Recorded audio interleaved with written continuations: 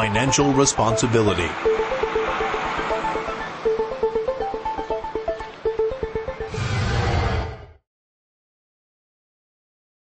The Safety Responsibility Act was enacted to ensure that all drivers are financially responsible for the death, injury, or property damage they may cause while operating a motor vehicle. All owners and/or operators of motor vehicles in Texas must have at least the minimum amount of liability insurance: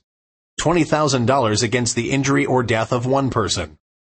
$40,000 against the injury or death of two persons, $15,000 against property damage. In order to comply with the Safety Responsibility Act, a driver must purchase liability insurance or be self-insured under the provisions under the Act.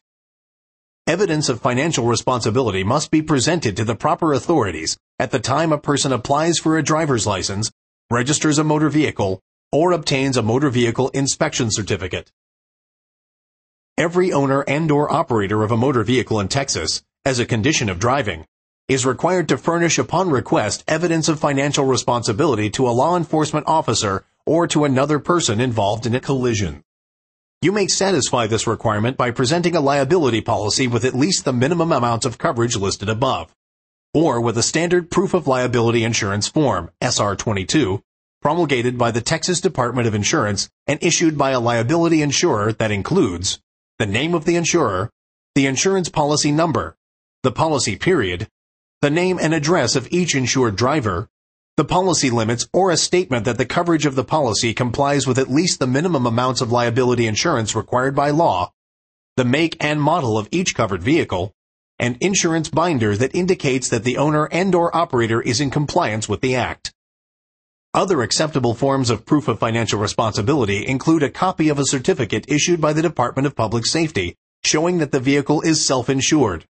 a copy of a certificate issued by the county judge showing that the owner of the vehicle has on deposit with the county judge the sum of $55,000, or a bond that is on file with the state treasurer.